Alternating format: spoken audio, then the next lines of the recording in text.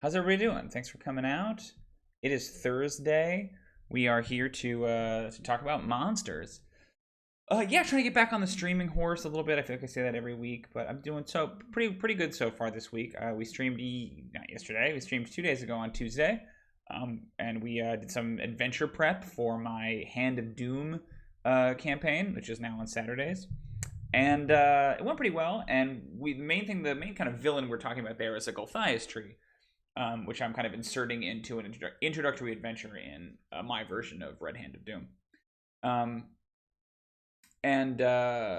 Yeah, in doing that, I remember like, oh, hey, we never did that Blight stream that I had scheduled like a month ago, but never got around to. So now it is time to do that stream. This is Monster Workshop, where what we do is we take a monster from the 5th edition Monster Manual. What's up, Grant? Thanks for coming. And we adapt it. We based on feedback that we give the monster during the podcast, which Monster of the Week, check it out. We redesign each monster in the 5th edition Monster Manual to make it a little bit more fun to run and to play against and to fight.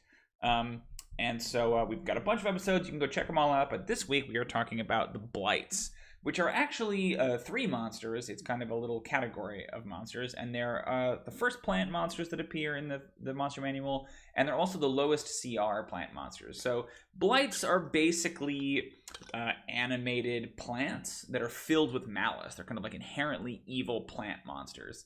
And they take a number of different forms. The 3 of them we're going to talk about today are the Vine Blight, the Needle Blight, and the Twig Blight. And yeah, I mentioned this in the podcast, which if you're not checked out, check it out up there. We're currently on hiatus as I work on the next suite of episodes. There's a big backlog, like 12 to 15 episodes, I think, that you can go listen to, including the Blights episode. And in that episode, we talk about how I have a special fondness for the Blight, specifically the Twig Blight, because they were introduced in 3rd edition in the Sunless Citadel, which is the first adventure that I ever played in Dungeons & Dragons, way back when I was just a 12-year-old boy, 20 years ago. Ugh, don't like to think about that. About to be 21 years. I love them because they were a monster. They were the first monster I'd encountered that appeared in an adventure, but not in the Monster Manual. And obviously this was really common back in earlier editions of D&D. I think monsters would mostly appear in adventures and then migrate into the Monster Manual. And so that's a pretty normal order of operations. But for me, because I got the Monster Manual first as a kid, the Twig Blight was the first time I really looked at a monster and said, oh, wait, you mean I can make my own? I don't have to just use the 100 or so monsters in the Monster Manual. I can come up with my own. And so it has always kind of inhabited a soft place in my heart as a result of that. I also like the Twig Blight because growing up where I grew up in Minnesota, we have a lot of oak trees, and you get a lot of deadfall. You get a lot of twigs and sticks and branches that fall down from all these trees. It's a very forested part of the country. And I always liked the idea of something that's very innocuous, like a twig, being sinister in some way. There's something like great and kind of pagan about these animate twigs and sticks. Grant says they have a tome of templates. I've never heard of that book. That sounds cool. It has a plant type template, and it's fucking rad. Cool. That's sweet. I'll have to check that out sometime. Great. But we're gonna go through the things. So my point is that it's awesome to see the Twig Blight here in 5th edition, but I am not so pleased with its representation. I think it's cool to be there. And I think the story behind it of the Gulthias tree, this like vampiric tree, is cool to see. I mean, Sunless Citadel even made its way into Tales from the Yawning Portal. So it's cool to see this, like, what to me feels like a legacy adventure reiterated here in 5th. But the thing that I don't like so much about them, we're going to get into. I don't feel like they are designed in a particularly interesting or innovative way. So we are going to tackle that right now. So I've got 3 gripes with the Blights, and all different varieties of them. But we'll kind of go through each one of these problems and then talk about the ways in which we could maybe improve them. So problem number 1, the Needle Blight and the Twig Blight both lack unique combat abilities. So in general, I find that the design of these Blights is kind of marred by the fact that they are so low CR that I think the designers felt they shouldn't overburden the monsters with powers. And I generally agree. Like, I see where they're coming from. I think that's very sensible. But I think what ends up happening is that it makes these monsters so boring that you don't ever really want to use them. The Needle Blight and the Twig Blight in particular, if you look at them. So the Needle Blight is a CR 1/8. It's got claws, which deal 2d4. It's got needles that shoot out to a range of 60 feet, and they deal 2d6. It's, immune to being blinded and deafened, and it's got a little bit of blind sight. And that is literally it. That's the whole monster. So each round, it just makes one attack. It either shoots you with its needles, or it hits you with its claws. The needles aren't even a recharge, even though they deal slightly more damage. It's just, that's it. That's the monster. Pretty flat. The Twig Blight, similarly, it's oops, I think I used my old stat block. I did one earlier that I gave it the HP 1, a missed attack never damages a minion thing from 4th edition. But I think they have like 4 hit points as written. They have a 30-foot speed, they have a little bit of stealth, they have blinded and deafened immunity, blind sight. Oh yeah, this is not the correct stat block.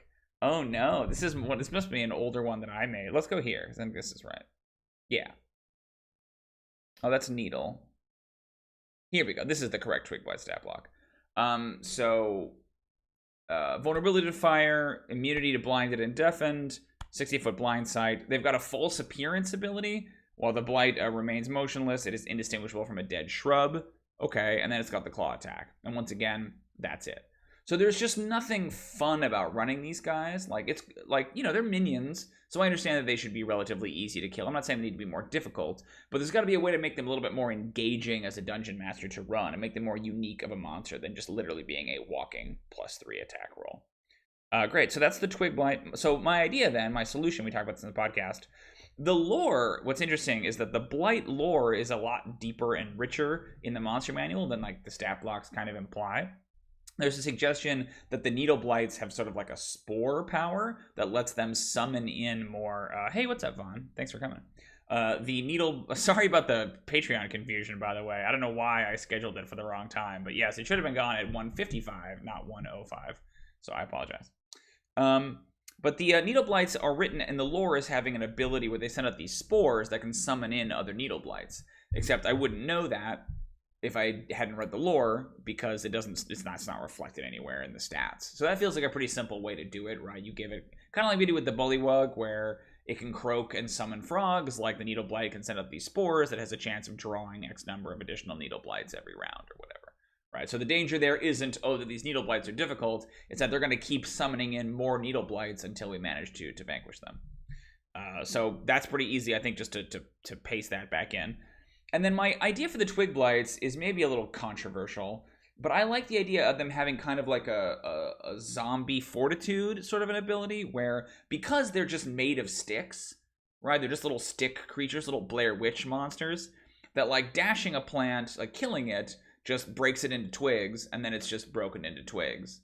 And there's no reason to me that it couldn't just reassemble itself and come after you. Right, so I like the idea of giving them sort of a zombie fortitude thing, or even like a troll's regeneration, right? Where unless they have been reduced to 0 hit points from fire, they constantly respawn back, right? And it's the scary part about them isn't that they, there are so many of them. You could do it that way, but now you can do an encounter with some Twig Blights where they're scary because they just keep reproducing themselves over and over again, right?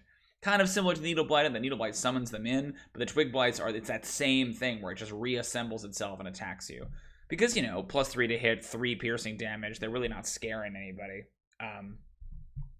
Great, so that's my first idea, is just to make the Needle Blight and the Twig Blight a little bit more interesting. The Vine Blight at least has the Entangling Plants recharge thing, which isn't, gonna win any awards, but, it can grapple, it's got a little bit more going on, even though it's not that much, Oh, I do think that the CR is a little better. For some reason, I didn't improve the CR, but I think the Vine Blight's like CR1.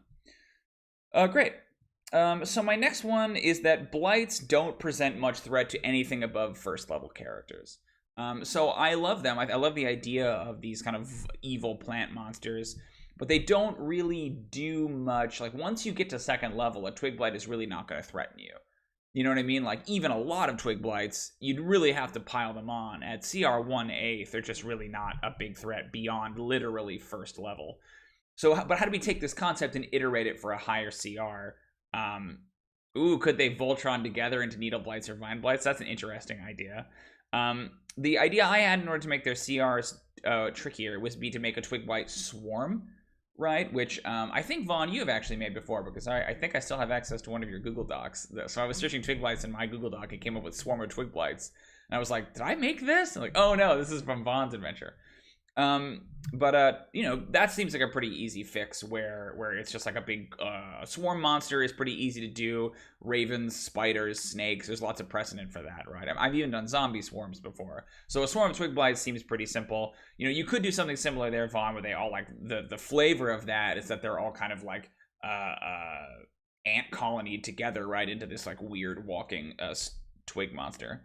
But the other thing I think you could do is you could specifically give stats to the Gulthias tree. Now, both Sunless Citadel and Curse of Strahd feature the Gulthias tree, and in that they give it some stats.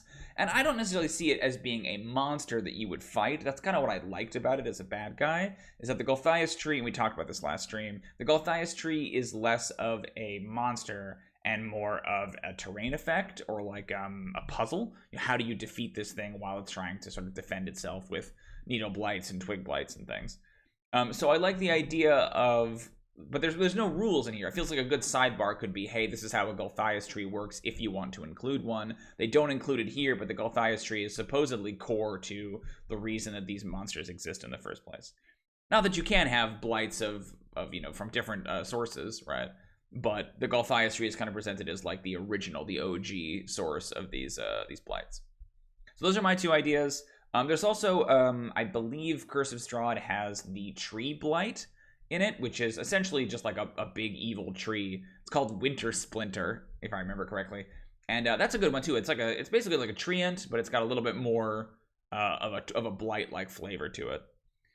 Great, and then lastly we have the Vine Blight and the Needle Blight, I think are somewhat poor on concept.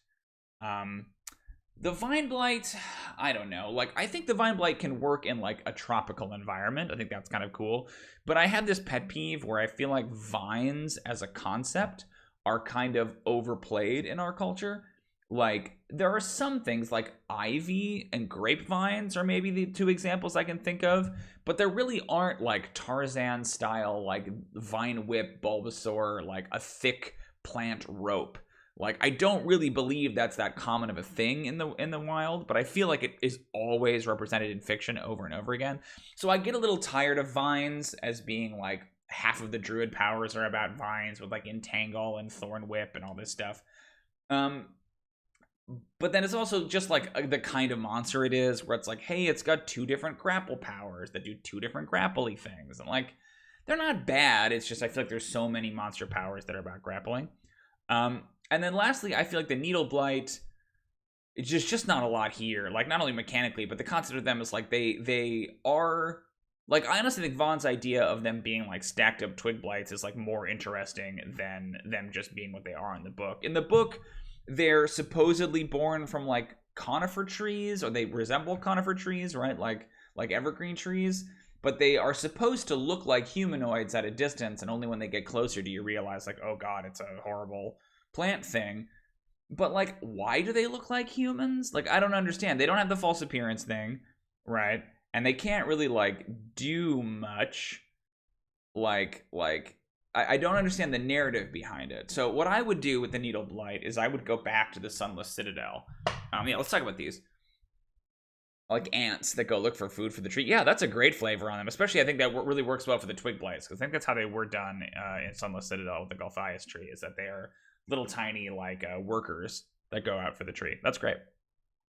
So in furtherance of that, let's talk about that idea, Vaughn, because I think that's kind of where I want to go with the Needle Blight's reflavor.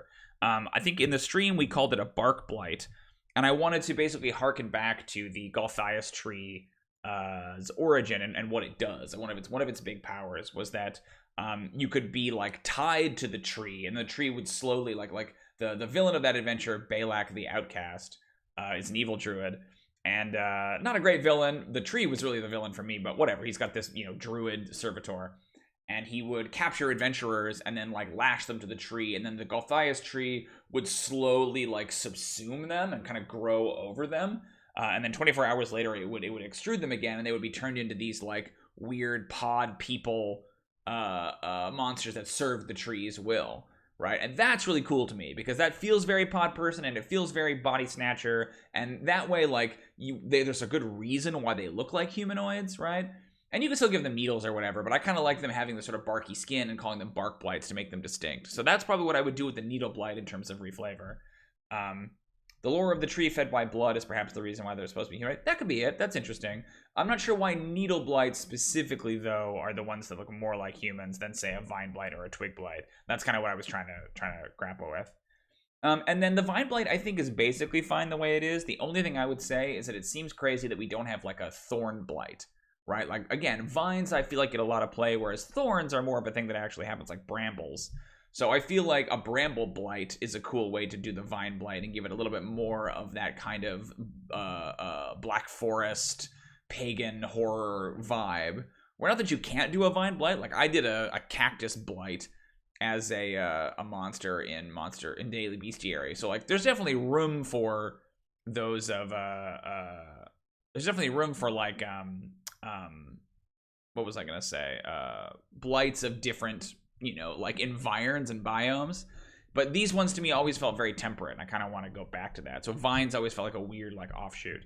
Vaughn says they sound like plant zombies. They definitely do. It also reminds me a little bit of the I think they're yellow musk creepers, which are like flowers in Tomb of Annihilation that do a similar thing where they like grow on you and it's all spooky. But yeah, that's from Sunless Citadel. I think they called them tree thralls in that. But like, you know, if the Gulthias tree makes blights, like why wouldn't you consider that also a blight? Because it could even just be that it's like the person who's been subsumed, like the flesh has been eaten and it's just the skeleton that now has plants grown around it, right? They don't retain any of the powers or abilities or anything like that.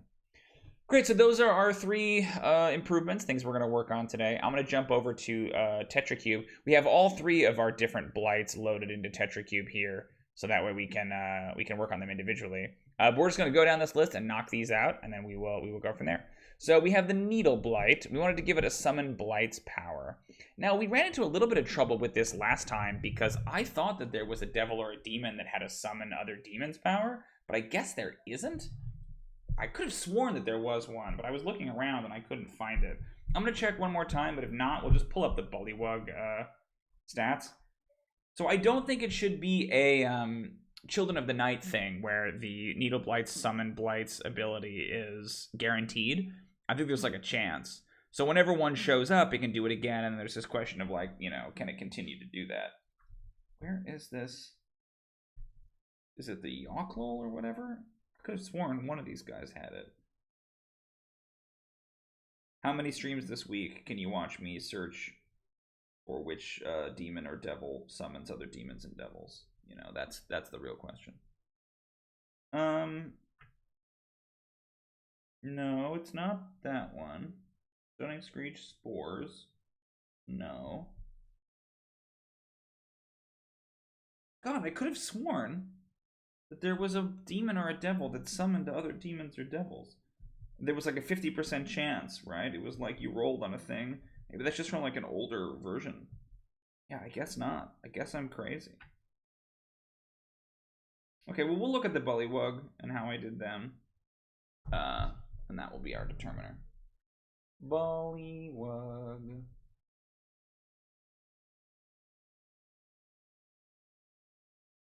Oh, is that how, is it methods? I think it's methods. But there used to be, ooh, I like that, Vaughn. A higher CR Blight might also have resistance to bludgeoning or piercing damage. We could definitely give that to the, I wouldn't mind honestly giving that to the Bark Blight. We could also probably give it to the Gulthias tree, right? You got to use an axe. Let me look at the method, Grant. Thank you for calling that out.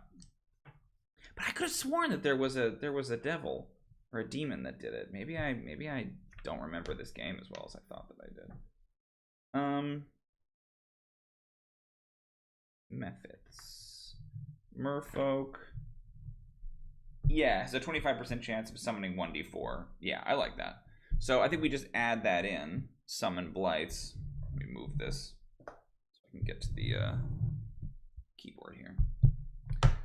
Okay, so TetraCube is a great website. They have an awesome monster stat block generator. So if you don't use it, go check it out. I really like it. I'm sure there are other options, but this is the one that I have found to enjoy. Okay, so let's add an action. Yeah, action. Let's go summon Blights once per day.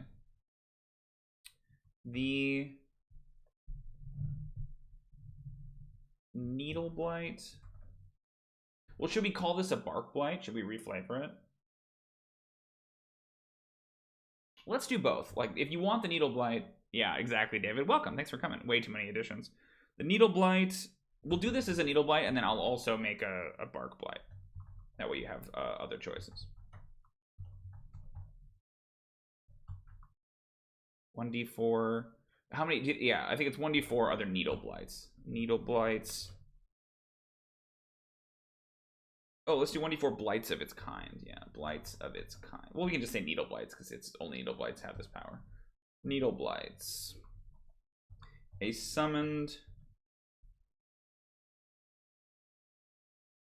Well, but here's the issue. So I think we have to combine them a little bit because it can't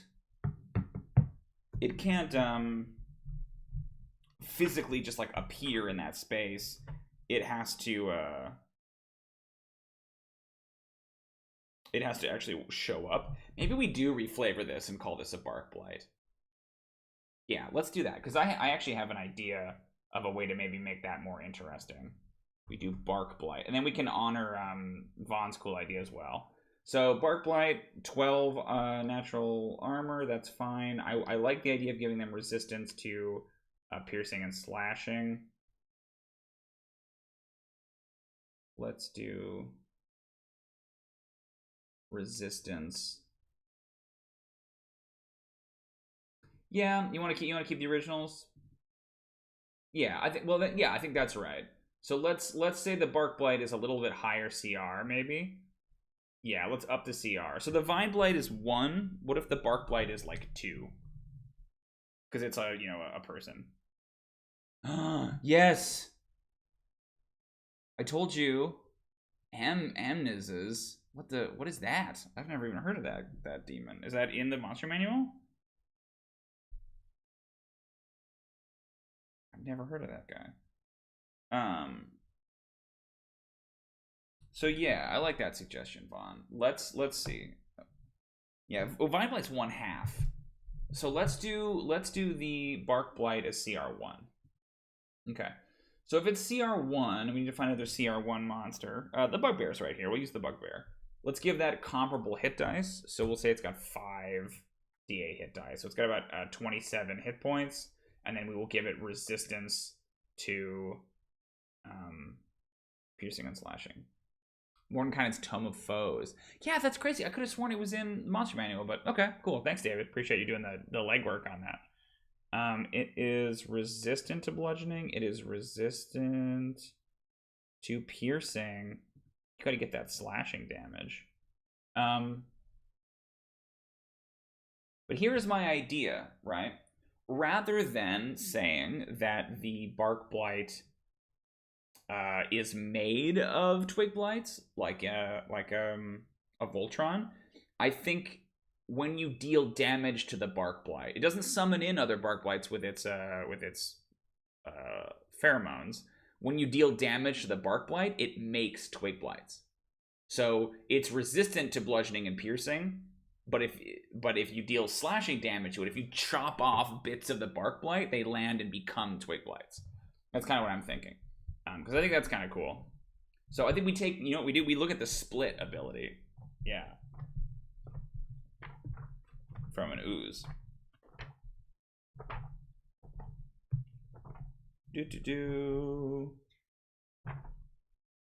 Ooze. I just like the idea of like cutting off this thing's arm and then that arm getting up and turning into a Twig Blight. Who's got split?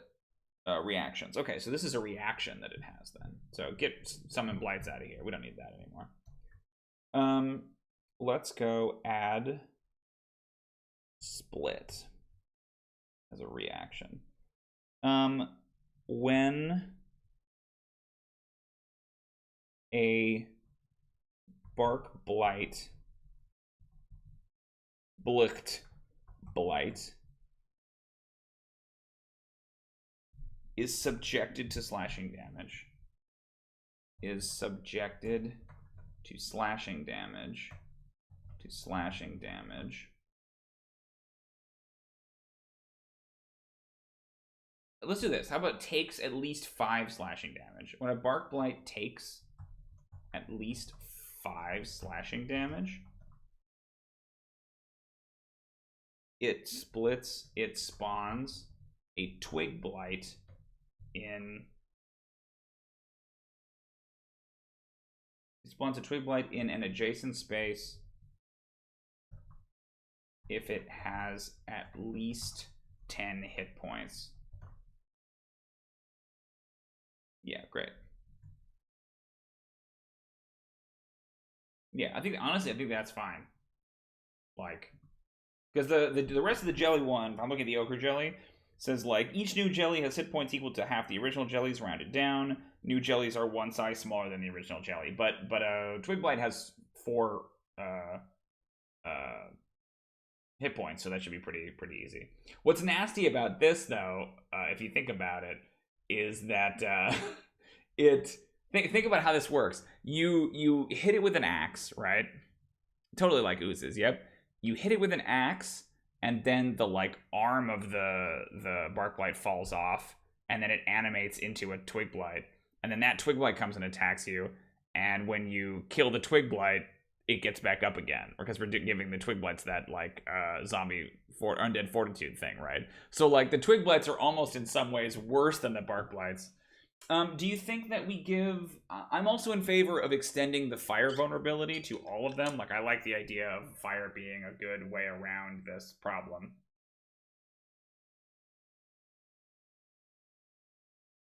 And if the Bark Blight is essentially just made of Twig Blights, right? That then it would also be vulnerable to fire. I kind of like that. And you know how much I love vulnerabilities. Fire. Vulnerable. Cool.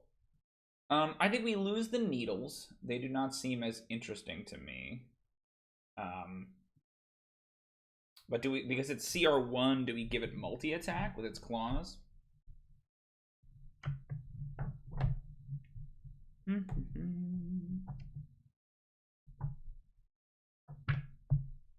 I think its armor class should also be higher. What's Bark Skin? What does Bark Skin give you? Because it sets that, right? At something. I'm going to grab my PHP. 1 second. I like the idea of the Bark Blights having the same armor class that the Bark Skin spell gives you.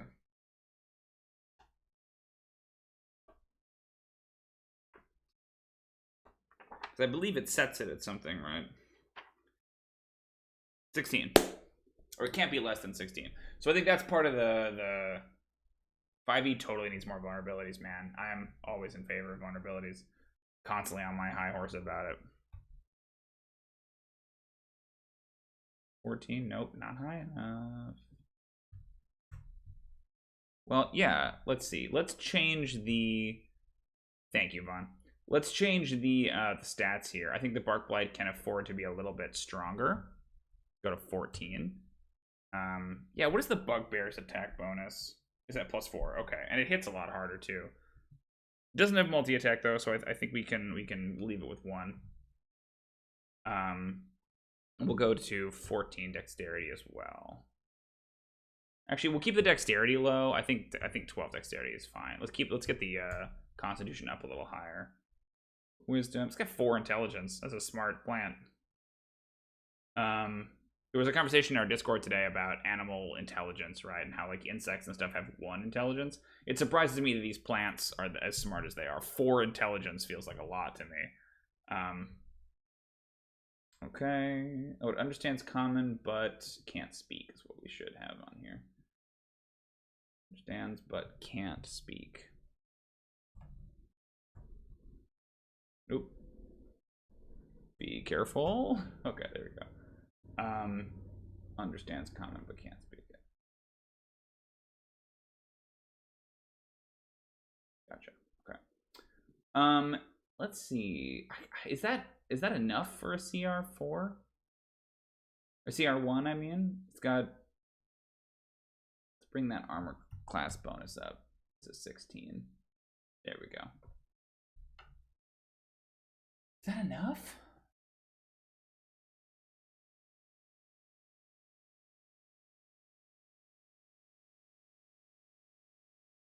I think that might be enough. It's got the action, it's got the split.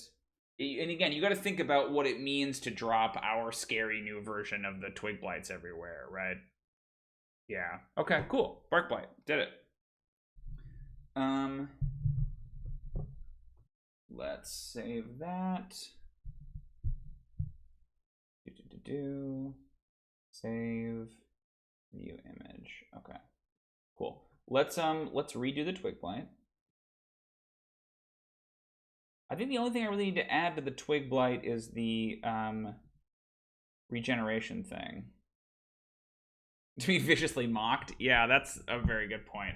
Because I wonder if yeah, I didn't think about that. That's interesting. Wonder if that's what happened with one of our patrons who was complaining about how the Frostworm, which is in Wild Mount, has 1 intelligence, which it may be a little low, but like, oh, it's a bug, right? It's essentially a worm. We're gonna call it regeneration because that's nice and simple. I want to look up the Troll's power because it's basically the Troll's power, right? We're just gonna reword that. Troll. T for troll. Shadow, skeletons, sloths, sphinxes, sprites, succubus, incubus, Trask. Here we are. Tree into troll. Okay, regeneration.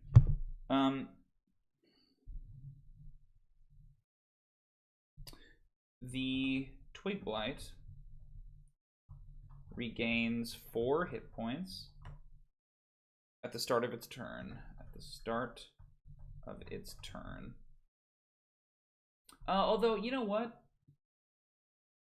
Yeah, we'll just keep it here. Yeah. If the Twig Blight takes fire damage, this trait doesn't function at the start of the Blight's next turn. The Blight dies only if it starts its turn with 0 hit points and doesn't regenerate. There we go. And that is an ability. Honestly, I think that's all the Twig Blight needs to make it more effective. And scarier too, right? I like that. Undead Resilience. Yeah, we could do that, but you gotta get that fire. Oh, you know what? They do have that thing about radiant damage. Yeah, let's look at Undead Resilience. Maybe you're right. Maybe you're right. Undead Fortitude. If damage reduces the zombie to 0 hit points, well, I don't want there to be a chance that it doesn't, because the thing with Undead Fortitude, right, is that if damage reduces the zombie to 4 hit points, then it has to make a Constitution saving throw. Otherwise, it's destroyed. And I want it to have to be fire, right? Like, I mean, I guess you could like break the sticks to the point where they're what was I gonna say? To the point where you can't animate them anymore. But like, the point is that it has to be fire. That's the only way to do it. It is also funny to me that the Twig Blight has a fire vulnerability, but it has 4 hit points. Right, so it's like most of the time, if you're going to hit it with a fire attack, you're going to deal more than 4 damage, one presumes. I guess, you know, low levels with like what is the low level fire one? Scorching Ray, I think. Oh no, that's the 3. What is the low level fire attack? Oh my god, I can't think of it. Radiant damage can heal them? That's funny. Yeah. Photosynthesis. But they're vulnerable to fire, right? When it's like, God, what is that cantrip, that wizard cantrip, the fire one? Is it Scorching Ray? I don't think it is. Firebolt. Firebolt. That's what it is. I kept going Ray. It's Ray of Frost, not Ray of Fire. Firebolt. You know, I guess a wizard could roll like a 2 a 1 or a 2 or a 3 on a firebolt. That's true. But it just feels like they have 4 hit points. Like, I like they have vulnerability, but, you know, what context are you going to be shooting a spell and not dealing at least 4 damage? If you only have a touch, that helps. Yeah, that's true. You guys, all right. You guys are right. You're right. I'm just saying. You guys. Yeah, I can't decide about regeneration. Do you think there should be a chance that you could just hack them to pieces? Or do you think it should only be fire? I kind of like it only being fire, but maybe that's too powerful for a CR 1/8, right? I think Vaughn's probably right. I think let's go with Undead Fortitude instead. So I'm gonna call it Reassemble. Because I don't want to call it Regeneration. It's not Regeneration. If damage would reduce the Blight to 0 hit points, it must make a Constitution saving throw with a DC of 5. Oh, a torch. Yeah. I was thinking of a touch attack, David.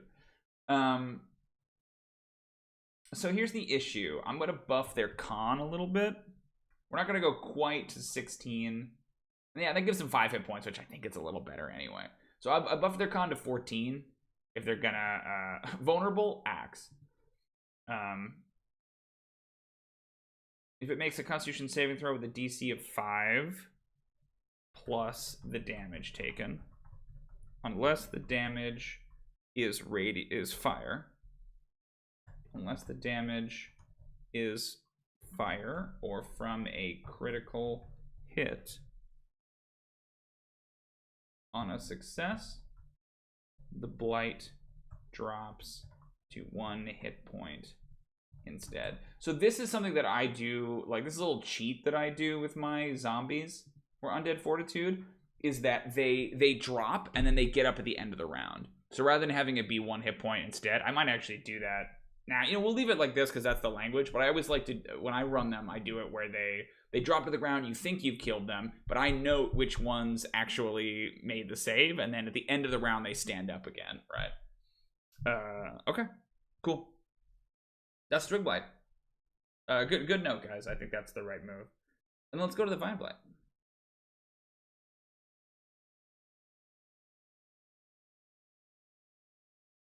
Yeah, exactly. Like, they're minions, right? They're like, when I did them before, I literally had them have 1 hit point because that's absolutely that's essentially what they are. Bramble Blight. So I think the Bramble Blight, we're just gonna say that it's the same thing, and we're just gonna change some of its damage to piercing. Because I actually don't think the monster is like bad. I just think it's, you know, flavor-wise a little boring. So Constrict just does piercing damage. And I think Entangling Plants will go Entangling Thorns. Let's choice in that area. Grasping Brambles and Thorns. Sprout in a 15-foot radius. Thorns sprout in a 15-foot radius, centered on the Blight, withering away after 1 minute. Difficult terrain for non-plant creatures. In addition, each creature of the Blight's choice in the area when the plants appear must succeed on DC 12 strength saving throw or become restrained. A restrained creature takes 1d6.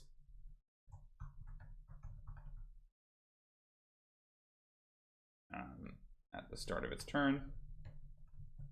A creature can use its action to make a DC strength. Yeah, I think that works.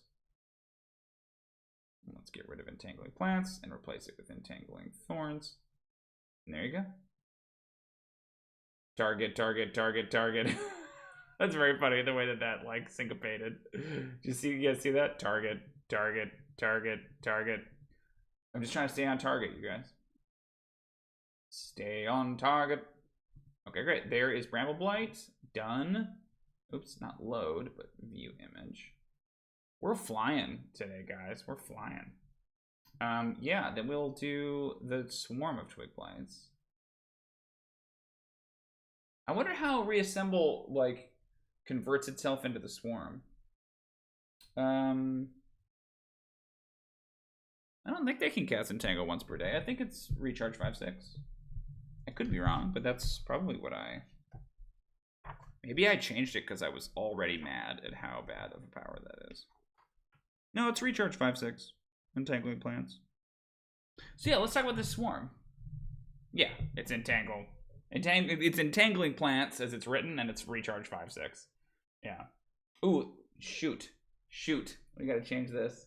That is interesting from a tangle of brambles. There we go. It's stat block. Oh, I didn't update it here. Add ability. There, because they shouldn't be vines. View. Okay. All right, so let's talk about the swarm of twig blights, shall we? Go here to the twig blight. Actually, we'll go here to the bark blight, and we'll just get a swarm for a default. Swarm of...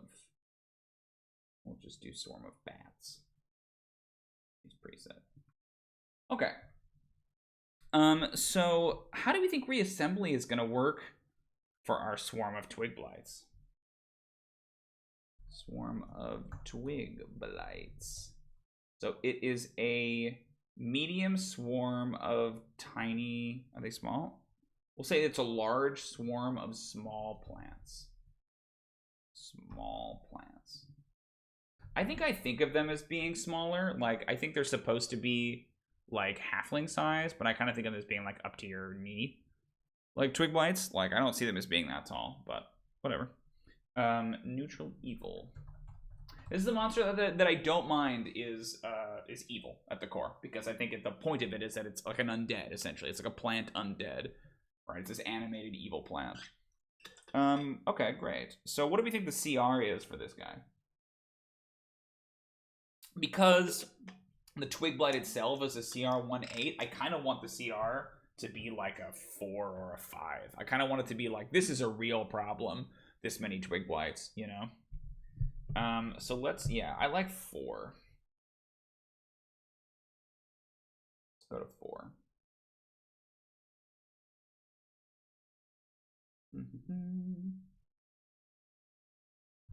So, what do we think is the appropriate number of hit points? 5d8, well, let's see. What's another CR4 monster? Let's find one. Gargoyles 2, Genie's too high. Oh, the Ghost. The Ghost has about 50 hit points. Yeah, I think that's right, Vaughn. I think that's exactly what it is. Yep. We just take the regeneration from the troll and put it onto the twig blight swarm. So the Ghost is a CR4. That actually is probably a good one to base it on, because the Ghost has resistance to a bunch of shit. So that actually should be about right. So we want to try to get into the like 45 to 50 hit point range. If we go to 8, yeah, that's pretty good. I think 44 is good. Hey, what's up, Nuker Wolf? If no more than 15 fire is done, 1d6 days it will regrow after regrowing. That's cool. I like that too. Let's see. Welcome. Thanks for coming, Nuker Wolf.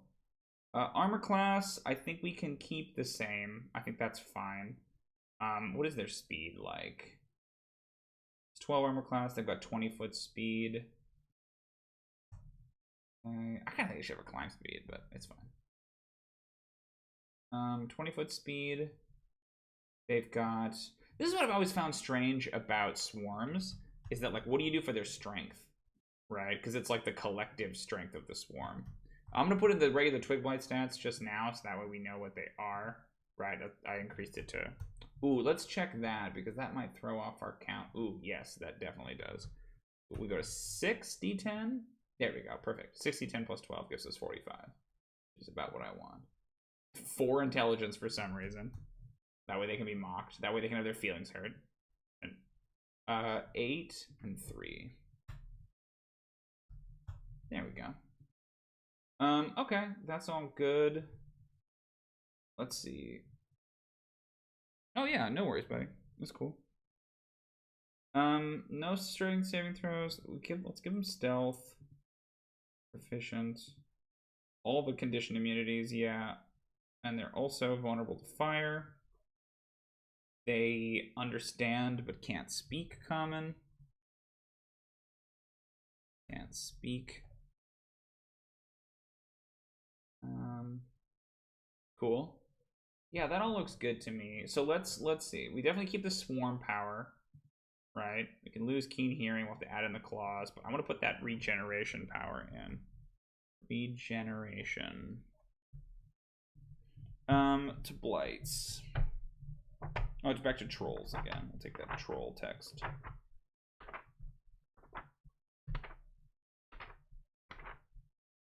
Trolls. Okay.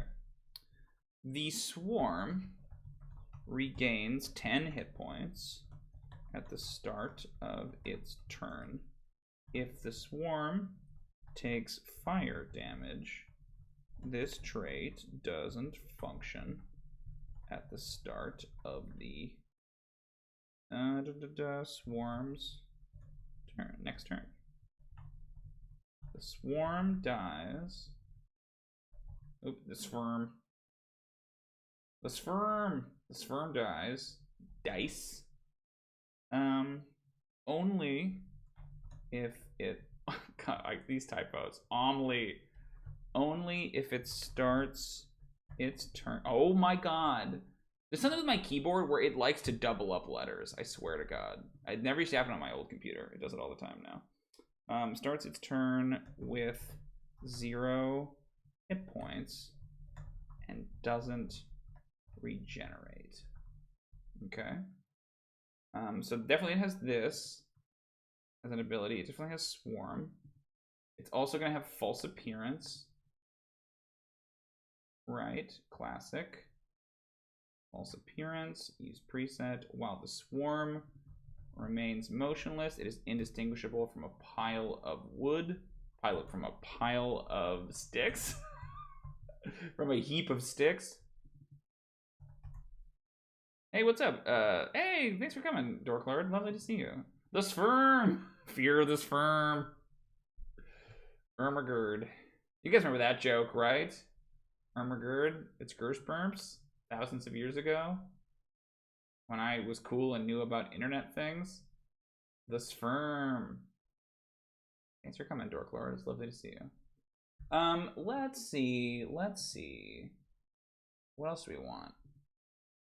Oh, it's gonna do the claw attack. Okay, claws. So how do these? Oh, I shouldn't have deleted that attack. That was silly because that's got important formatting information for me. The sperm.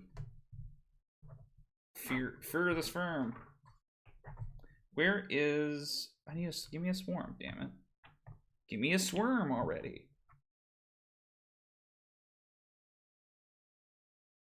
Here we go. Okay, so it's an attack roll. I wanted to have something else that isn't just, you know, the sperm is the spice. The sperm must fleur. Bites. Nope, not bites, it's claws. Oh, we gotta use the preset first. I always do this. I always put the name in and then it erases it. It makes me mad. Strength attack to hit. Okay, yeah, so what is the strength here? Because it's clear that the Twig Blight is not using strength for its attack rolls, because it's at +3. So it's using its dex. The dawn of the memes. Yeah, Ermagerd, indeed. Let's go 16 dex. Because I want it, it's got to hit harder. Then it's at +5. If it's a, well, it's a CR4 monster, right? So what should we be rolling at here in terms of its hit points, or in terms of its attack bonus? I'm gonna find another CR4. Oh, my life is very hard, you guys. +5 is what we should be aiming for. See, actually, that's pretty good. Okay, so it's got a 5-foot reach, but it's got that weird swarm thing where it's like, oh, its reach is 0 because it enters your space. One creature in this, yeah, one creature in the swarm space. I cheat usually when I do my swarms. I do them like 4th edition swarms where it attacks everybody in the swarm space. Hit is 2d4. Well, what do we think? Because it used to be 1d4. Do we do 4d4? That's pretty mean.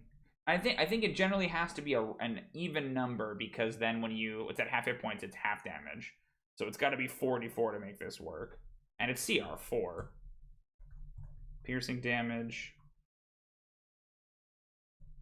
Or 1d4 piercing damage if the swarm has half of its hit points. We could do a thing. So I have this on my zombie swarm. I'll have to pull it up. My zombie swarm has an ability where, like, basically to mimic undead fortitude for a zombie swarm. I have a similar style ability. Let me look at it. If damage reduces the zombie swarm to 0 hit points, 1d4 zombies appear in its space. Save versus Itchy. Yeah, scritching. Oh, I gotta change this too because it says tiny bat. Any opening large enough for a small plant, or for a small blight. Okay, that is one of its abilities.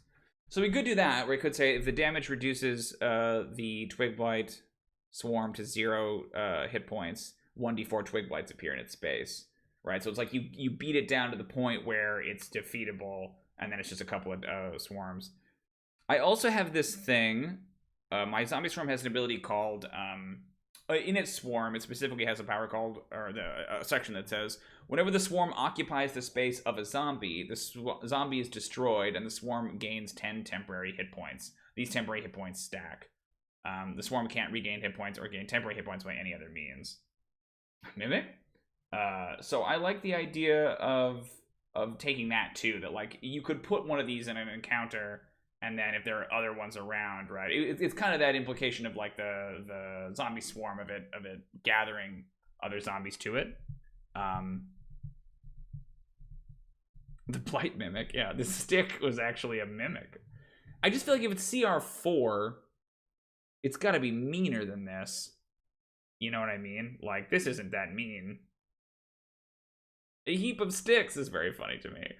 And the regeneration is pretty nasty, and like that in combination with gathering other Twig Blights is probably too much.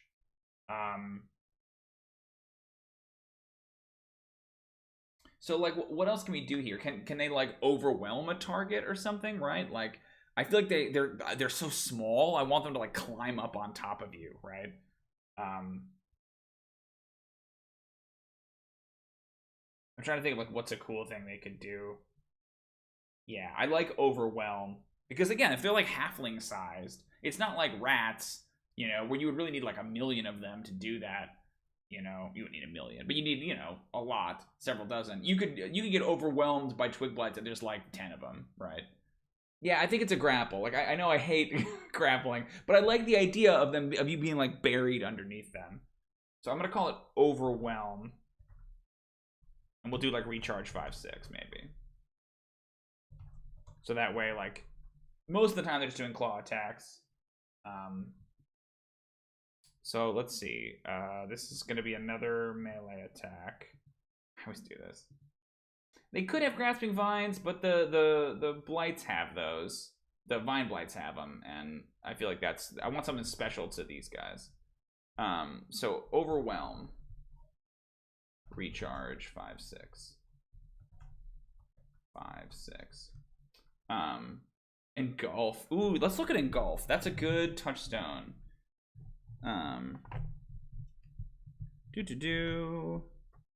Engulf. Oh, this is the shambling mound. Shambling mound. I was like, where am I going?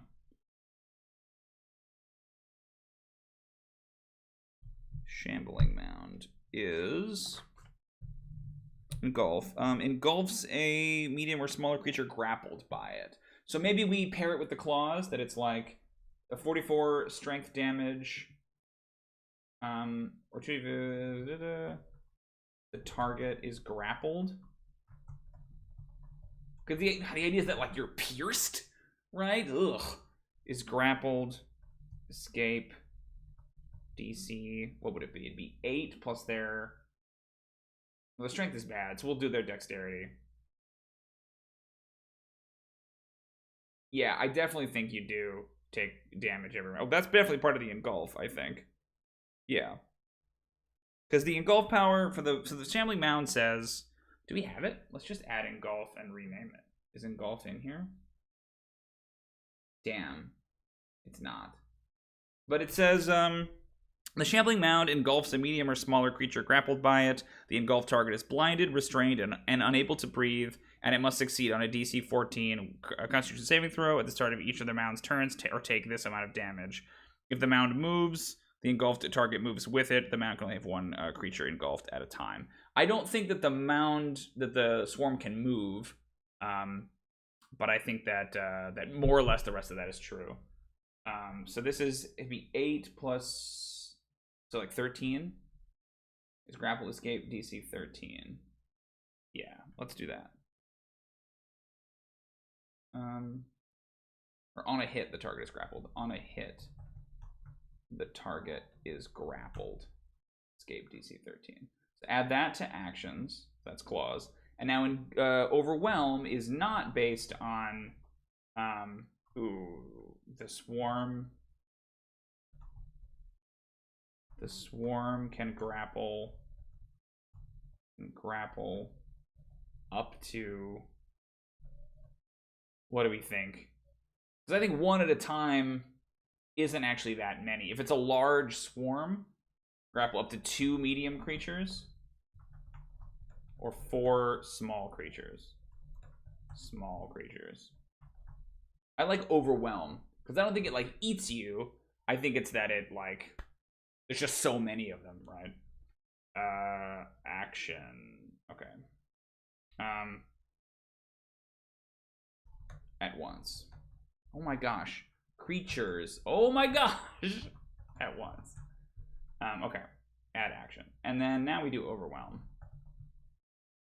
Recharge. No, we don't need recharge anymore because it's based on whether or not it's grappling it. So the swarm overwhelms a medium or smaller creature grappled by it. The overwhelmed creature is blinded, restrained, and unable. I don't know if they're unable to breathe. I think it's blinded and restrained is fine. And restrained. And it must succeed. Blinded and restrained.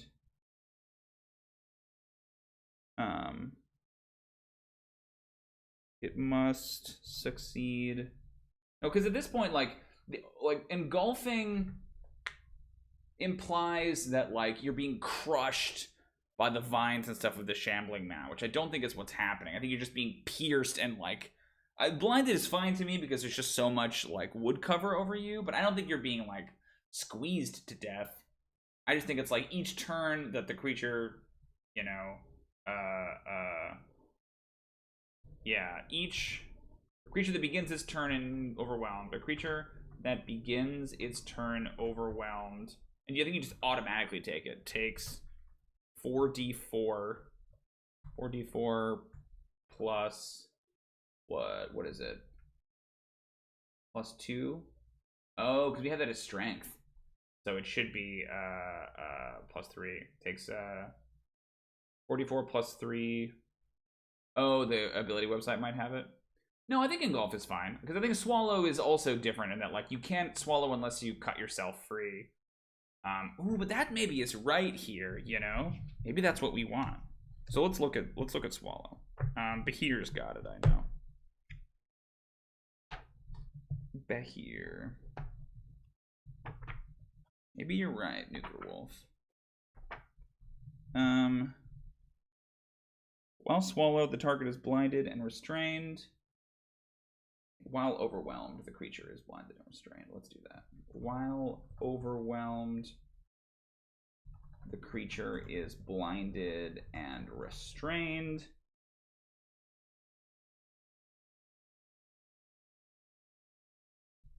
It has total cover against attacks and other effects outside the swarm. Let's say it has half cover.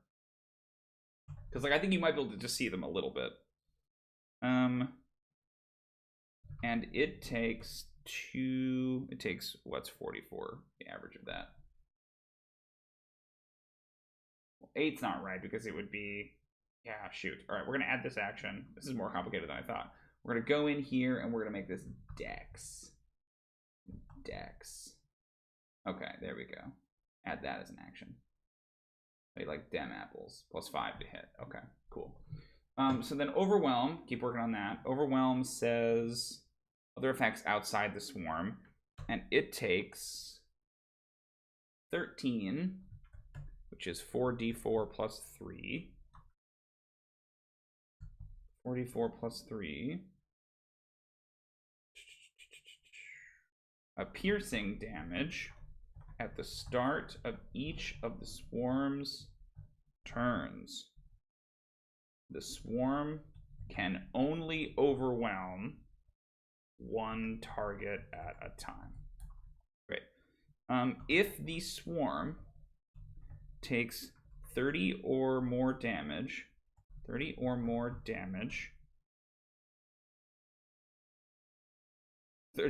or more. Okay, 30 damage or more. Although 30 might be too much. Let's say, because it's only got like 20 hit points.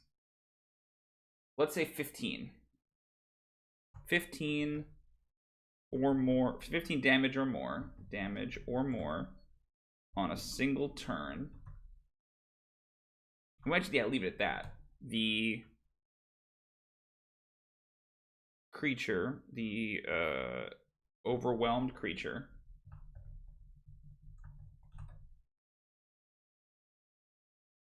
can spend their reaction to make a strength athletics or dexterity acrobatics to escape the swarm. A DC 13. So like you can't escape unless someone carves their way out, right? And that could be you. On a success, the target falls prone in a space within 5 feet of the swarm. Okay, so that is your overwhelm action. So it's, yeah, that's a much chunkier monster. Look at that. I like that. That's cool. Storm Twig Blights. Nice. That feels more like a CR4 monster, because I could really see somebody getting just like overwhelmed and then getting trapped in there and getting like ripped apart as you're doing battle with it. Yeah, that's cool. Yeah, I think that's about right.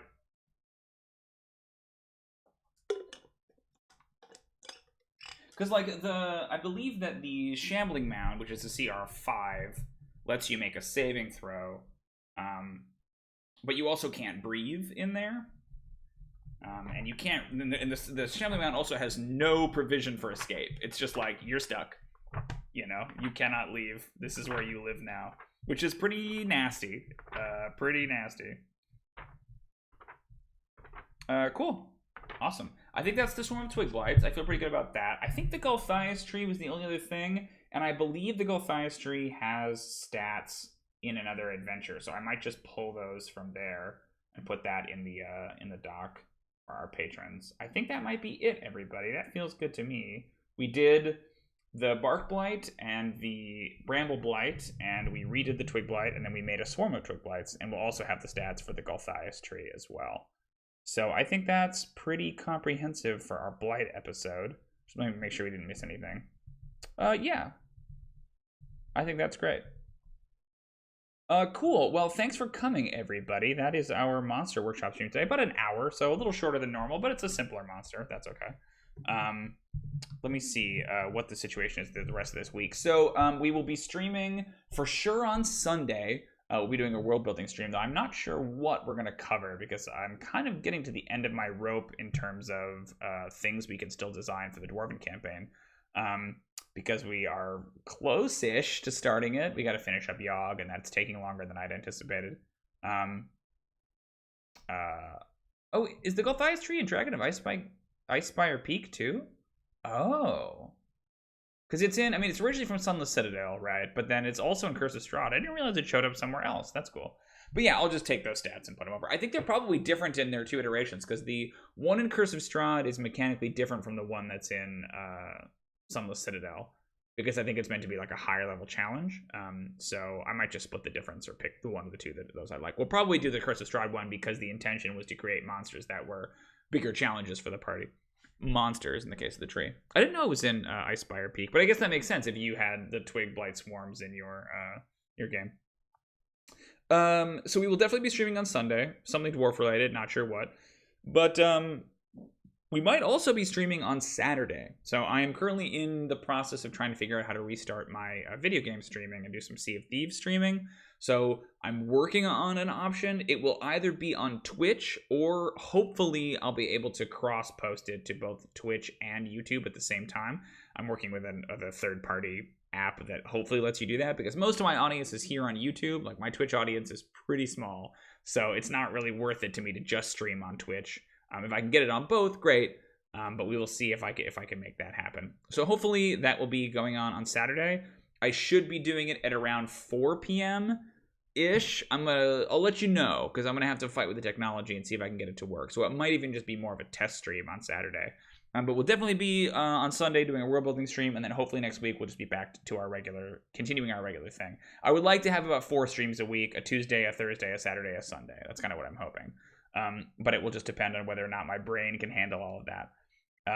Okay, great. I didn't know that. That's cool. I'll have to check it out. I'll have to see how they do it, Vaughn. Cool. But yeah, so if you enjoyed this stream, please consider subscribing. Click that little subscribe button down below. If you really like this content, you can hit that bell, which will notify you when I post new stuff, which I post several times a week.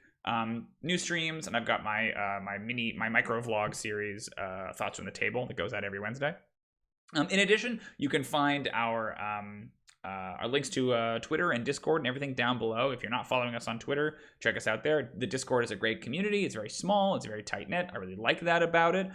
So come hang out there if you'd like to join that group. You can also find us on Patreon. If you like this monster, or any of the monsters we've made on this channel, only patrons get access to the final form of them. They come in a nice little PDF with some lore and usually a little bit extra juice. So it'll have the Golthias tree stats in it, for example. When we did the Beholder last week, I included a table of 20 random eye rays that you can use. I like to usually put a little bit of extra spice in there, even for the $1 patrons. If you're a $5 patron, you get access not only to the weekly releases, but also to the Trove, which is a huge archive of RPG content I've made over the past 3 years. That's stuff like maps and monsters and rule supplements. This month, we released not only some bonus maps for my home campaign, but also some fun rules for what I'm calling campfire scenes. These basically little role-playing scenes that you can give to your players to reward them for role-playing with each other during a long rest. So check that out. $5 gets you access to the Trove, which has all that good stuff. But $1 will get you access to the weekly early episodes and weekly monster drops and things like that. You can visit my website, pro-dm.net, but I am booked. I do not have any room for additional games right now, so normally I would be recommending that you hire me, but I would have to put you on the waiting list. So let me know if you are interested in me running a game for you, but I literally do not have the space at this time. It's a good problem to have, as I've said before. But yes, we'll definitely be back on...